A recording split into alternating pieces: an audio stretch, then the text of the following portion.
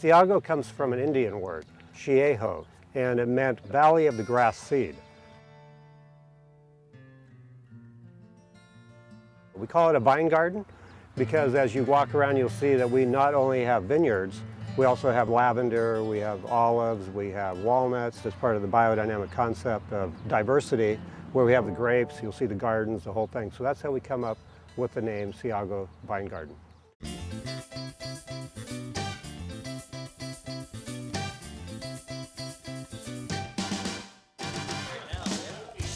This was a big walnut ranch. There was a bunch of old buildings in this area. And we obviously took those down, kept the wood, recycled it in this building. And then we set out to build a biodynamic farm, a place people could come and visit and see all the different aspects of biodynamic farming.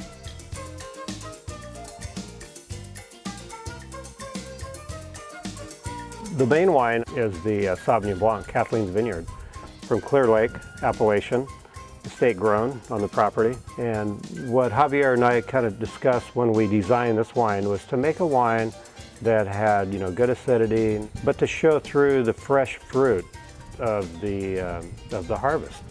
So we think we really capture a lot of the peachy, apricot characteristics of the wine, with a good acidity, very crisp, very clean. And we also try and keep a little bit of the CO2 in the wine. If we maintain the wine cold in the cellar, the CO2 that's given off during fermentation stays in the wine, and that gives it that little frizzante, a little freshness that we like in the wine.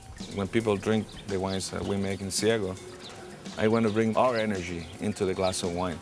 It's like a painting.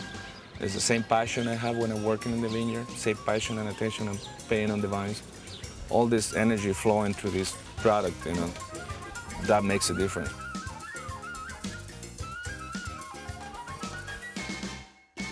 So this is what we call the grand courtyard here.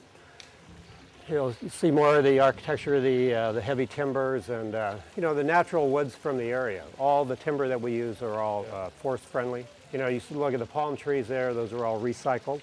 We use a lot of the cypress. We can grow citrus up here. Very varied in the kind of plants we can grow. And I might just touch really quick on biodynamics. Everybody wants to know what's the difference between organic and biodynamic. Yeah. And with organic, there's a list of things we can't do. We can't use any synthetic sides, herbicides, pesticides, any of those materials. We can't use any growth hormones or any antibiotics. To be certified biodynamic, we have the same list of things that you can't do with organic, but we also have a list of things that we have to do beyond organic. I'd like to talk about 6 different areas there.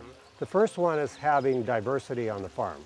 So we have diversity with the olive orchards, with the vineyards, with the lavender that we have out here, with the gardens and in the natural riparian habitat. So we're not allowed to have a monoculture. So that's the first step. Second is that we have to have a crop rotation program when we farm biodynamically. And so obviously we're not going to tear the grapes out because it takes 4 years for the vines to grow up anyhow. So we rotate the crops that grow between the vine rows. So we can plant legumes like clovers and vetch and those kind of things, and that takes nitrogen out of the atmosphere and fixes it into soil. If we have too much nitrogen, we can plant things like ryegrass and that'll deplete it.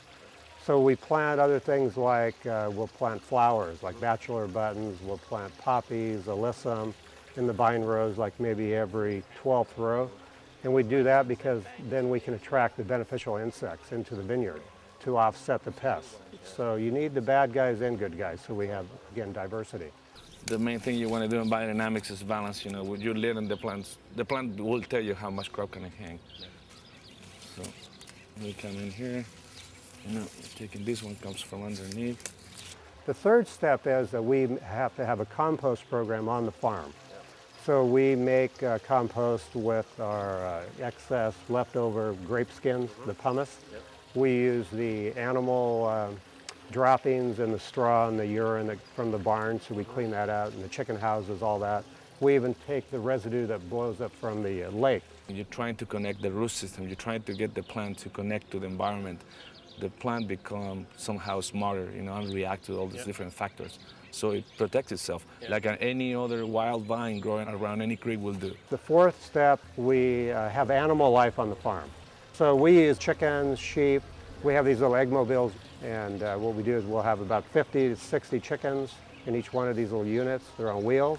So if we see pests in the vineyards like cutworms that'll come up the vine and eat the little buds in the spring, we bring the chickens out there, let them out, and they dig around, find these little worms, and then they're having a heyday. Another aspect of biodynamic farming is the 2 homeopathic sprays that we have to use.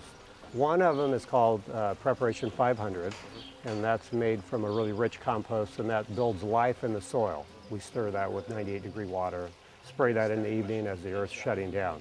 The second one is called 501, and that's made with ground up quartz. And we mix that with cold water early in the morning and spray that out over the vineyard like in a fog form. And you can imagine these billions of little particles coming down, landing on the leaves, the shoots, the ground. And when the sun hits that, it refracts light, and it brings that light up into the vine in heat, so it enhances photosynthesis. So that's very important. They're great tools to use. And what you do, you just take 1 pinch, you just take like this much, and this will be for an acre. Then the last part of the whole biodynamic concept I like to talk about is the forces of nature, whether it be cosmic, lunar, or solar. So we incorporate our cultural practices in with those forces. And a good example would be when the moon is full, it has total gravity. Everything's lifting up, and that's why the highest tides are on the full moon. When the moon's dark, then we have tremendous amounts of gravity pulling downward. And so my dad told me back in the 70s, he said, you guys, if you want to rack wine, you would always choose the dark of the moon, because that would be pulling the sediment totally to the bottom. All the vigorous plants, we will prune in the full moon, because they bleed. They bleed a lot of the excess growth, the savia, so they release a lot of that energy. When you have a spot that is really weak, you will prune it in the dark of the moon, because it won't bleed.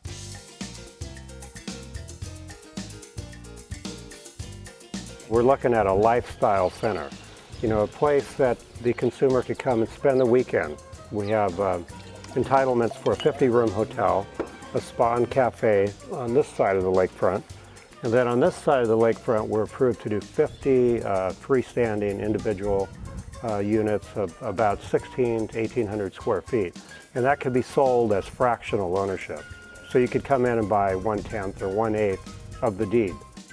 Or we can go behind the vineyard, and we have entitlements to do 70 small vineyard villas that you could buy whole ownership. And the programs that we want to extend to ownership is where they come in and really understand how food is grown and how it's prepared. So we could do events tied in with the olive harvest, pruning the olives. So I think it's a great opportunity for somebody to really live, that skin deep, real enjoyment of the wine country life.